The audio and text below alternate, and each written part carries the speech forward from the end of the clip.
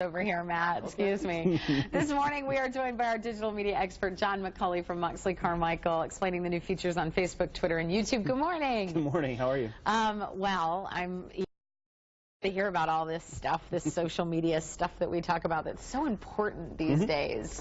I mean, it's just amazing how you can tell so many things from social media, like how people are feeling, moods, who they're voting for in the election. Like, it's such an emotional place right now, I feel like. Oh my goodness, and it's this giant basket case of emotions too. Yeah. You know, where everybody thinks they should post everything, but I keep reminding them that that video button is not a great idea. For real. Hopefully we'll get some education going on there. Yeah. Okay, let's start with YouTube. Talk about the new feature there.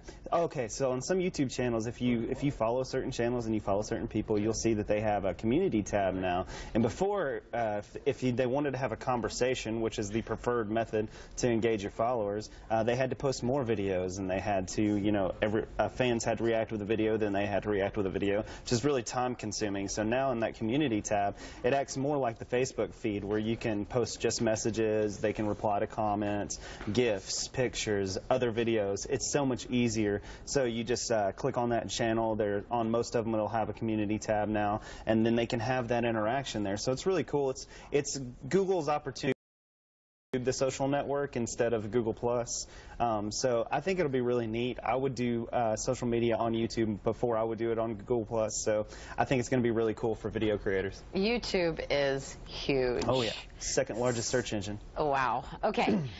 We also are talking about some changes to Facebook as well. This is one that's been coming for a while, and people have been waiting on it, and it's encrypted messages with Facebook Messenger. So a lot of people, you know, they saw the Snowden stuff. They saw, you know, kind of what encryption is going to look like in the future. Now the Messenger app has a spot where you can opt in to secret encrypted messages that the government can't get and Facebook doesn't read, and so on and so forth. This is a pretty cool feature. So, you know, you need that new Messenger update, but I think people will comfortable with the Messenger update app because of this, because, you know, there was that big fuss about why do I have to have two apps. Now you understand why, because they're going to build that security in and make it to where you can have that type of secret message. Do you think it's really secret? I think that it is as secret as you want to believe it is. Okay. So it's just having faith in it, I guess. Absolutely. Okay, Twitter, it's up for sale? Absolutely. Wow. I saw this coming too. You know, a while back I was saying that Twitter is on its way downhill. You know, followership has decreased. You know, usership has decreased. People just aren't into the network like they used to. Now there's a group of people that are diehard Twitter users, and God love them because they're keeping the network alive. But Twitter needs to make an exit. So they've, you know, they've had some interest from Disney and Verizon and, you know, other social media platforms. But, you know, with the kind of decline they're on, it makes their valuation go down quite a bit. So if you're a diehard Twitter user and you want to keep Twitter going, jump back on there and make it great again. Well, Twitter has its own little niche of people. I feel like it's great for news updates and quick things. But as far as engagement, it's a little tricky, and that's what people seem to be leaning towards these days, right? Absolutely. And when Twitter first came out, the 140-character message was really hot because people were into text messages, and they had the feature phones, so smartphones weren't as huge right then. But now that people have the smartphones and they can talk and text, they don't care to post 10,000 characters at once.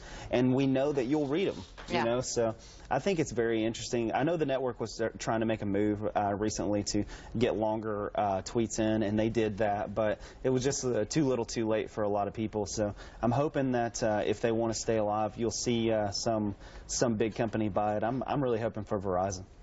We'll see. Maybe amp it up a bit. Yep. John, thanks for being here. Thank you. We appreciate